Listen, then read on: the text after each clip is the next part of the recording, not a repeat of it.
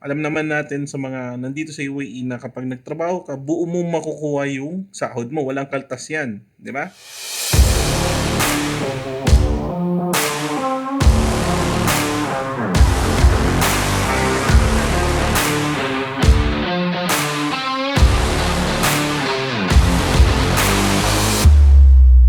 Marami akong nakakausap ng mga OFW, palaging binabanggit sa akin na uwi na lang daw sila para magnegosyo.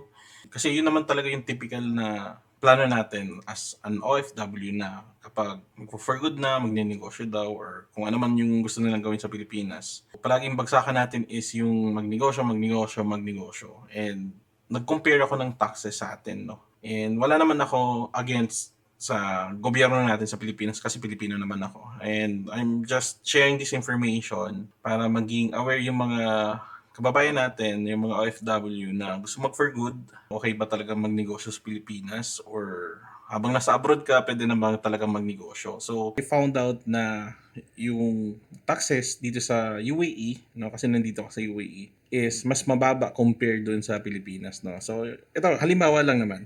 So, makikita niyo diyan, guys, yung personal income tax. Ibig sabihin niyan, kapag daw nagtrabaho ka sa Pilipinas, no, yung sahod mo meron siyang deduction na 35%. So, ibig sabihin niyan, let's say for example, sumasahod ka ng 20,000 or 30,000 sa Pilipinas and meron siyang deduction na 35%, which is alam naman natin napupunta yan sa gobyerno, and yung gobyerno natin supposedly dapat ginagamit yan sa maayos, di ba?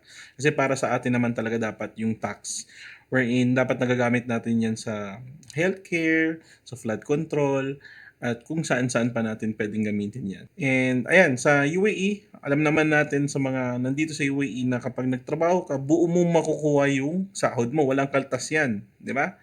So, i-like mo 'to, i-share mo 'to kung ikaw ay Filipino na nandito sa UAE at nakukuha mo ng buo yung sahod mo kasi wala kang income tax dito, 'di ba? So, pagdating naman sa corporate tax, kung ikaw naman ay negosyante, okay, sa Pilipinas, 'pag nagnegosyo ka, meron kang dapat bayaran na 25% corporate tax. Unlike dito sa UAE, kapag nagnegosyo ka, wala ka pong babayaran na corporate tax unless ma-reach mo yung threshold na 375,000 na net profit or revenue, tsaka ka lang magbabayad na 9%. Pero sa mga small time or mga small medium enterprises or yung mga maliliit na mga negosyante na nagsisimula pa lang, hindi po kayo basta-basta mahihirapan kasi nga meron siyang parang relief na tinatawag. Kung magsisimula ka magnegosyo, sa una pa lang hindi ka masyado bugbog sa tax, well, alam mo na ang sagot dyan. Mas maganda pa rin magnegosyo dito sa UAE. Okay, so let's talk about naman yung VAT or yung tinatawag na value added tax or yung mga VAT or yung mga taxes na nilalagay sa mga consumption. So ito basically, nafi-feel natin to kapag meron tayong binibiling isang produkto or meron tayong ina-avail ng mga services.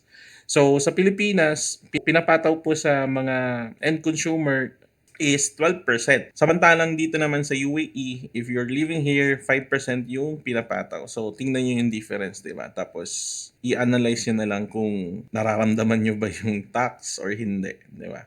So, let's talk about capital gains naman. Ayan, tingnan nyo, ang laki ng difference. 15% versus 0% dito sa UAE. Di ba? Ano ba yung capital gains na yan?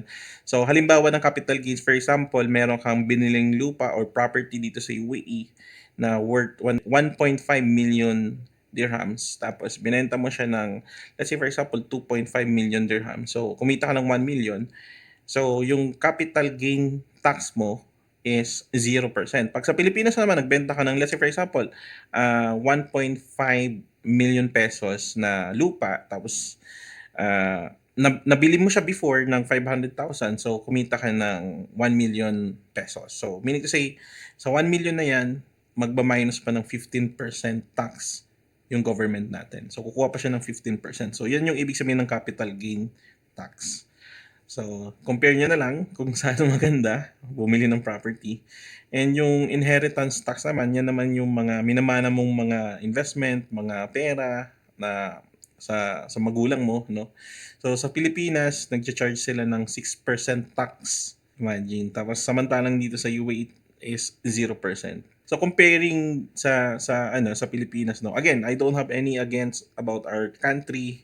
kasi Pilipino din naman ako. Pero tingnan mo naman yung benefit na nakukuha mo sa mga taxes, di ba? So, comment nyo sa baba kung ano masasabi nyo.